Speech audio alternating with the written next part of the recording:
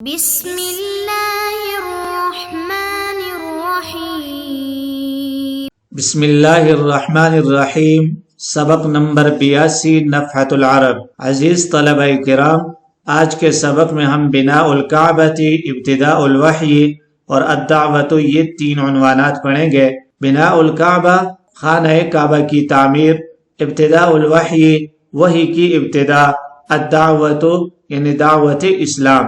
بناء الکعبۃ وفی سنۃ 36 من مولدہ صلی اللہ علیہ وسلم بنت قریش الکعبہ وترازت به فوضع الحجر، اور آپ صلی اللہ علیہ وسلم کی عمر مبارک کے 36ویں سال میں قریش نے خانہ کعبہ کی اثر نو تعمیر کی۔ وترازت به، اور سب نے آپ کو پسند کیا۔ فوضع الحجر، تو آپ صلی اللہ علیہ وسلم نے حجر اسود کو اس کی جگہ رکھا۔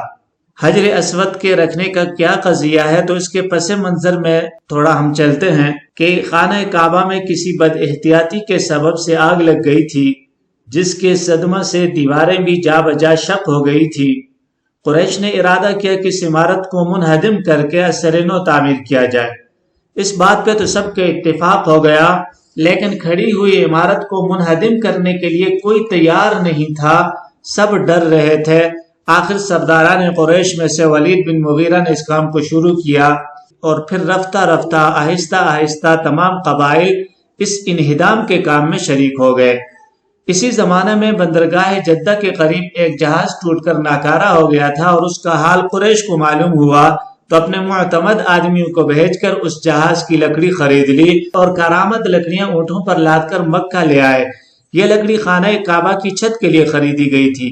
کعبہ کی دیواروں کو منہدم کرتے ہوئے جب تعمیر ابراہیمی کی بنیادوں تک پہنچے تو پھر تعمیر شروع کر دی۔ چونکہ چھت کے لیے پوری لکڑی نہ تھی، اس لیے خانہ کعبہ کو ابراہیمی بنیادوں پر پورا تعمیر نہیں کیا، بلکہ ایک طرف تھوڑی جگہ چھوڑ دی۔ اب تعمیر بلند ہوتے ہوتے اس مقام تک پہنچ گئی کہ حجر اسود رکھا جائے۔ قبائل قریش میں ایک سخت فساد اور جنگ عظیم پیدا ہو گئی۔ یہ جھگڑا اس بات پر ہوا کہ ہر ایک قبیلے کا سردار یہ چاہتا تھا کہ حجر اسود کو میں اپنے ہاتھ سے رکھوں۔ قبائل میں ایک دوسرے کے خلاف ضد پیدا ہو گئی، ہر طرف سے تلواریں کھینچنے لگ گئیں۔ بنو عبدالدار مرنے اور مارنے پر قسم کھا بیٹھے۔ اس جھگڑے میں 5 روز تک تعمیر کا کام بند رہا۔ آخر قبائل قریش خانہ کعبہ میں جمع ہوئے اور ایک مجلس منعقد کی گئی۔ اس مجلس میں ابو امیہ ابن مغیرہ نے تجویز پیش کی کہ جو شخص سب سے پہلے خانہ کعبہ میں داخل ہوتا ہوا نظر آئے اسی کو حکم مقرر کیا جائے، وہ فیصلہ کرے، سب اس پر رضامند ہو جائیں۔ جب دیکھا گیا تو سب سے پہلے حضور علیہ السلام داخل ہو رہے تھے۔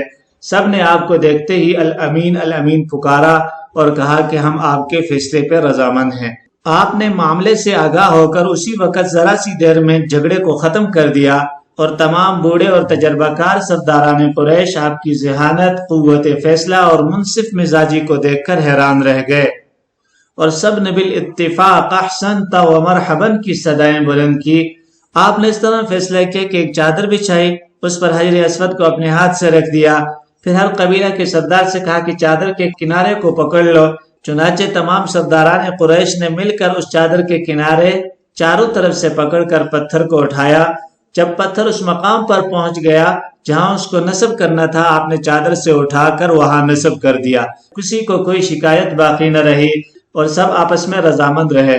اس واقعے میں عتبہ بن ربیعہ بن عبد شمس، اسود بن مطلب بن اسد بن عبد العزہ، ابو حذیفہ بن مغیرہ اور قیس بن عدی سہمی، یہ 4 اشخاص بہت پیش تھے اور کسی طرح دوسرے کے حق میں معاملہ کو چھوڑنا نہ چاہتے تھے۔ اس فیصلے سے یہ چاروں بہت خوش اور مسرور تھے۔ جس زمانے میں آپ نے حجر اسود والے جھگڑے کا فیصلہ کیا، آپ کی عمر 35 سال تھی، تو یہ مطلب ہے کہ وترازت به، کہ سب قریش آپ پر راضی ہو گئے، سب نے آپ کو پسند کیا اور آپ کے فیصلے کو پسند کیا۔ فوضع الحجر، اور آپ نے حجر اسود کو رکھا۔ ابتداء الوحی، وحی کی ابتداء۔ ولما تم له 40 سنة، اور جب آپ صلی اللہ علیہ وسلم پورے 40 سال کے ہو گئے، اوحی علیہ بحراء، تو غار حراء میں آپ کے پاس اقرأ بسم ربک، یہ اقرأ بسم ربک کے ذریعے وحی آئی۔ وعلم الوضوء، آپ صلی اللہ علیہ وسلم کو وضو والصلاۃ رکعتین اور 2 رکعت نماز کی تعلیم دی گئی۔ فعاد الی خدیجہ رضی اللہ عنہا، حضرت خدیجہ رضی اللہ تعالی عنہا کے پاس واپس آئے، وَأَخْبَرَهَا بِمَا جَرَى عَلَيْهِ، اور انہیں وہ سارا واقعہ بتلایا جو آپ کے ساتھ پیش آیا۔ فآمنت بِهِ، تو حضرت خدیجہ آپ صلی اللہ علیہ وسلم پر ایمان لے آئیں۔ وَتَوَضَّعَتْ وَصَلَّتْ يَوْمَ الْاثْنَيْنِ لِثَانِي عَشَرَ مِن رَبِيعِ الْأَوَّلِ، اور 12 ربیع الاول بروز پیر وضو کر کے نماز ادا کی۔ وآمن بِهِ ابو بکر، اور حضرت ابو بکر صدیق رضی اللہ تعالی عنہ بھی آپ پر ایمان لائے۔ اوحا یوحی ایحاء، اشارہ کرنا، وحی کرنا۔ علم علم یعلم، تعلیما سے ہے کہ سکھلانا، تعلیم دینا۔ ابتداء الوحی، جب نبوت کا زمانہ قریب آیا تو کثرت سے آپ صلی اللہ علیہ وسلم کو سچے خواب نظر آنے لگے۔ انبیاء کرام علیہم السلام کو پہلے سچے خواب دکھائے جاتے ہیں، پھر جب دل مطمئن ہو جاتے ہیں تو بیداری میں ان پر وحی نازل ہوتی ہے۔ آپ صلی اللہ علیہ وسلم کے ساتھ بھی ایسا ہی ہوا۔ پھر جب آپ صلی اللہ علیہ وسلم 40 برس کے ہوئے تو 2 شنبہ 9 ربیع الاول 9 فروری 610 عیسوی کو غار حرا میں حضرت جبرائیل امین علیہ السلام پہلی وحی اقرأ بسم ربک الذی خلق خلق الانسان من علق اقرأ وربک الاکرم الذی علم بالقلم علم الانسان ما لم يعلم، سورہ علق کی یہ آیات لے کر آئے۔ پھر 3 برس اس کے بعد وحی کا سلسلہ بند رہا، اسے فطرت وحی کا زمانہ کہا جاتا ہے۔ اور پھر اس کے بعد سورہ مدثر کی آیات، یا ایھا المدثر قم فانذر وربک فکبر، اور پھر اس کے بعد لگاتار وحی آنے لگی۔ پہلی وحی نازل ہونے کے دن ہی وضو اور نماز کا حکم ہوا تھا۔ جبرائیل علیہ السلام نے، پھر آپ صلی اللہ علیہ وسلم نے وضو کیا، حضرت جبرائیل علیہ السلام نے نماز پڑھائی، صرف فجر و عصر کی 2 رکعتیں فرض ہوئیں۔ 10 برس بعد معراج میں 5 وقت کی نمازیں فرض ہوئیں۔ الدعوت وکان یدعو الناس سرا 3 سنین، حضور صلی اللہ علیہ وسلم 3 سال تک رازدارانہ طور پر سرن، خفیہ طریقے سے لوگوں کو اسلام کی دعوت دیتے رہے۔ الی ان نزلت فاصدع بما تؤمر فی السنۃ الرابعۃ من نبوتہ، یہاں تک کہ نبوت کے 4تھے سال میں آیت قرآنی فاصدع بما تؤمر نازل ہوئی، یعنی جس چیز کا آپ کو حکم دیا گیا ہے اسے کھول کر سب کے سامنے اعلانیہ بیان کریں۔ فاظہر الدعوۃ، تو آپ صلی اللہ علیہ وسلم نے کھلا دعوت تبلیغ شروع کر دی۔ وَلَبَّى دَعْوَتَهُ رِجَالٌ عَدِيدَةٌ، اور چند مردوں نے آپ صلی اللہ علیہ وسلم کی دعوت پر لبیک کہا۔ وَلَمَّا سَمِعَ أَهْلُ مَكَّةَ مَا قَالَ صلی اللہ علیہ وسلم فِي مَنْ مَاتَ عَلَى الْكُفْرِ وَالشِّرْكِ مِنْ آبَائِهِمْ وَأَجْدَادِهِمْ وَفِي أَوْثَانِهِمْ، اور جب اہل مکہ نے وہ ساری باتیں سنی جو آپ صلی اللہ علیہ وسلم نے کفر و شرک پر مرنے والے ان کے آباء و اجداد اور ان کے بتوں کے سلسلے میں کہیں، اشتد غیظ الکفار علیہ، تو کفار کا غصہ آپ پر بڑک اٹھا۔ وقالوا لأبی طالب، اور انہوں نے ابو طالب سے کہا، انت کبیرنا وسیدنا فانصفنا من ابن اخیک، انت کبیرنا، آپ ہمارے بڑے ہیں، وسیدنا، اور ہمارے سردار ہیں، فانصفنا من ابن اخیک، تو آپ اپنے بھتیجے کی جانب سے ہمارے لیے انصاف کر دیں۔ وَمُرْهُ، اور اسے یہ حکم دے دیں، أَن يَكُفَّ مِن شَتْمِ آلِهَتِنَا وَذَمِّ آبَائِنَا، کہ وہ ہمارے معبودوں کو برا بھلا کہنے اور ہمارے آباء و اجداد کی مذمت کرنے سے باز آ جائیں، یکفّ، رک جائیں۔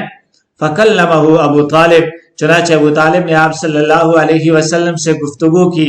فَقَالَ يَا عَمِّ، تو حضور علیہ السلام نے فرمایا، اے چچا جان، ادعوہم الی کلمۃ تدین لہم العرب ویملکون بها العجم، تو آپ صلی اللہ علیہ وسلم نے فرمایا، اے چچا جان، میں ان کو ایک ایسے کلمے کی دعوت دیتا ہوں، تدین لہم العرب، کہ پورا عرب ان کے سامنے جھک جائے گا، ویملکون بها العجم، اور اس کے ذریعے وہ عجم کے مالک ہو جائیں گے۔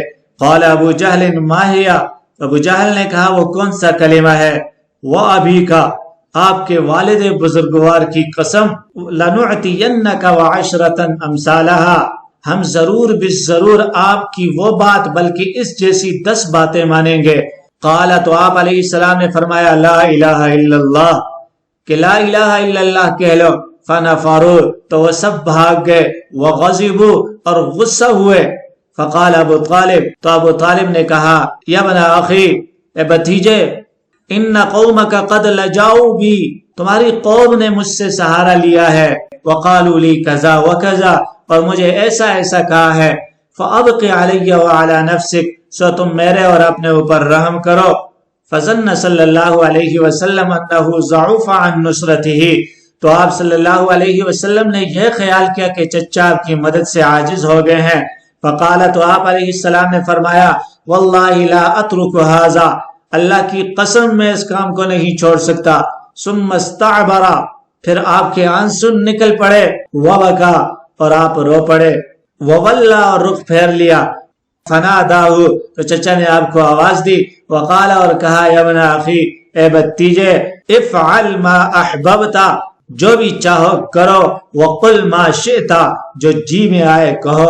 فغضب العرب حینئذ تو اس وقت اہل عرب غصے میں آ گئے، ووثب کل قبیلۃ علی من فیہا من المسلمین اور ہر قبیلہ اپنے قبیلے والے مسلمانوں پر ٹوٹ پڑا، وعذبوہم وفتنوہم اور انہیں تکلیف پہنچائی، وفتنوہم اور انہیں آزمائش میں ڈالا۔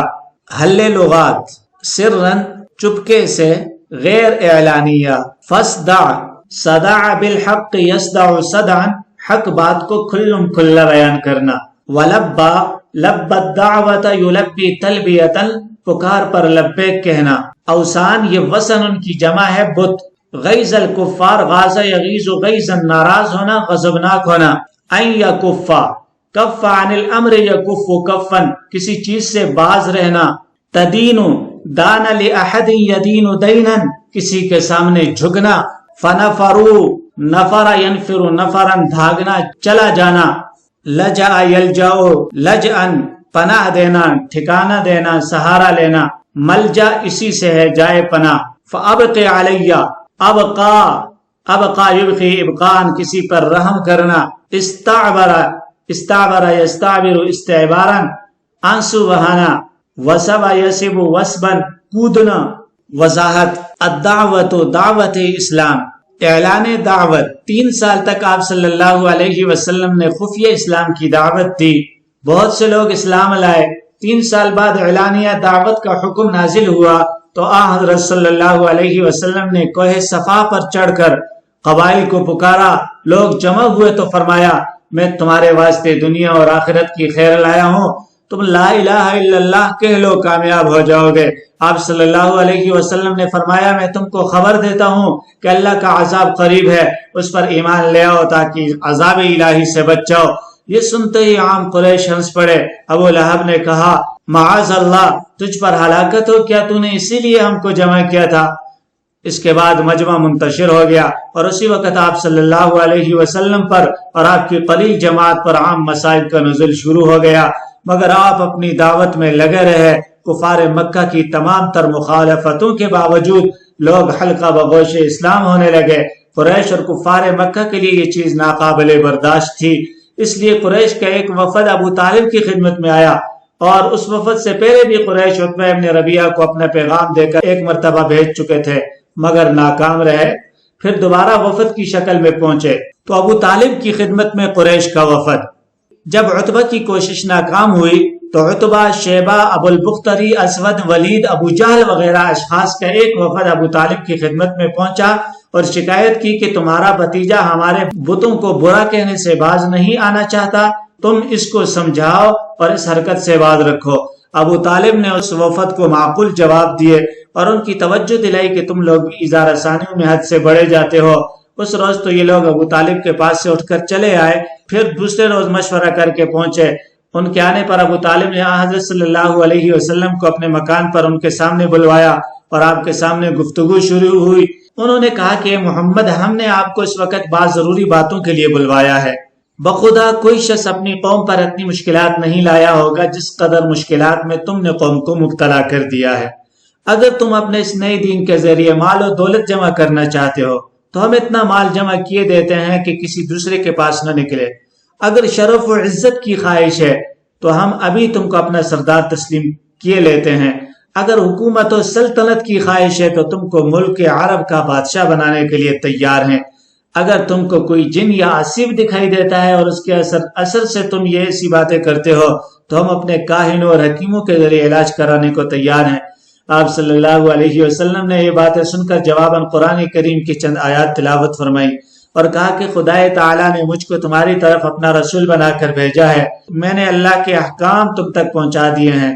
اگر تم میری تعلیمات کو قبول کر لو گے تو تمہارے لیے دین و دنیا کی بہتری ہے، اگر انکار پر اصرار کرو گے تو اللہ کے حکم کا انتظار کروں گا کہ اللہ تمہارے لیے کیا حکم فرماتا ہے۔ یہ سن کر کفار نے کہا، اچھا اگر تم خدا کے رسول ہو تو ان پہاڑوں کو ملک عرب سے ہٹا دو اور ریگستان کو سرسبز بنا دو، ہمارے باپ دادا کو زندہ کر دو، ان میں قصی بن کلاب کو ضرور زندہ کرو۔ اگر قصی بن کلاب زندہ ہو کر تم کو سچا مان لیتے ہیں، تمہاری رسالت کو قبول کر لیتے ہیں تو ہم بھی تسلیم کر لیں گے۔ آپ نے ارشاد فرمایا کہ میں ان کاموں کے لیے رسول نہیں بنایا گیا ہوں، میرا کام یہ ہے کہ تم اللہ کے احکام جو مجھ پر نازل ہوتے ہیں وہ سنا دوں۔ بہرحال اس قسم کی باتیں ہونے کے بعد سرداران قریش ناراض ہو کر اٹھے، ابو طالب کو بھی مقابلہ اور مخالفت کے لیے چیلنج دے کر چل دیے۔ سرداران قریش کے چلے جانے کے بعد ابو طالب نے حضرت صلی اللہ علیہ وسلم سے فرمایا اور یہ باتیں کی کہ یا ابن اخی ان قومک قد لجاؤ بی وقالوا لی کذا و کذا، کہ آپ کی قوم میرے پاس آئی تھی اور انہوں نے مجھے یہ باتیں کی ہیں کہ میں بوڑھا ہو گیا ہوں، اپنے اندر قریش کے مقابلے کی طاقت نہیں پاتا، تم مجھے ایسی محنت میں مبتلا نہ کرو جو میری طاقت اور استطاعت سے بڑھ کر ہو۔ مناسب یہ ہے کہ تم اپنے دین کا اعلان اور بتوں کا اعلانیہ برائی بیان کرنا ترک کر دو۔ تو آپ صلی اللہ علیہ وسلم نے یہ سن کر فرمایا کہ چچا جان، اگر آپ میرے دائیں ہاتھ پر سورج بائیں ہاتھ پر چاند رکھ دیں تب بھی میں اپنے اس کام سے باز نہیں رہ سکتا۔ ابو طالب کی باتوں سے آپ کو یہ شبہ گزرا، اب یہ میری حمایت سے دستبردار ہونا چاہتے ہیں۔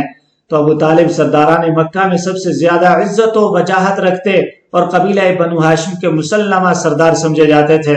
ان کی وجہ سے مخالفین حملہ کرتے ہوئے جھجکتے تھے، ان کو خطرہ تھا کہ اگر بنو ہاشم سب کے سوا حضرت صلی اللہ علیہ وسلم کی امداد پر اٹھ کھڑے ہوئے تو معاملہ بہت ہی نازک ہو جائے گا۔ لہذا ابو طالب کی حمایت سے حضرت صلی اللہ علیہ وسلم کو بہت کچھ تقویت حاصل تھی۔ اب یہ مایوسانہ باتیں سن کر آپ کا دل بھر آیا۔ آپ صلی اللہ علیہ وسلم یہ کہہ کر ابو طالب کے پاس سے چشمے پر آب اٹھے اور چل دیے کہ چچا میں اپنے کام کو اس وقت تک نہیں چھوڑوں گا جب تک خدا کا کام پورا نہ ہو جائے، یا یہی کام کرتے کرتے دنیا سے چلا نہ جاؤں۔ ابو طالب پر اس کا بہت اثر ہوا اور انہوں نے آپ صلی اللہ علیہ وسلم کو پھر واپس بلا کر کہا، فناداہ، آواز دی، وقال، اور کہا، یا اخی بھتیجے، افعل ما احببت وقل ما شئت، کہ اچھا تم ضرور اپنے کام میں مصروف رہو، جب تک میرے دم میں دم ہے میں تمہاری حمایت سے باز نہ رہوں گا، تم کو کبھی دشمنوں کے سپرد نہ کروں گا۔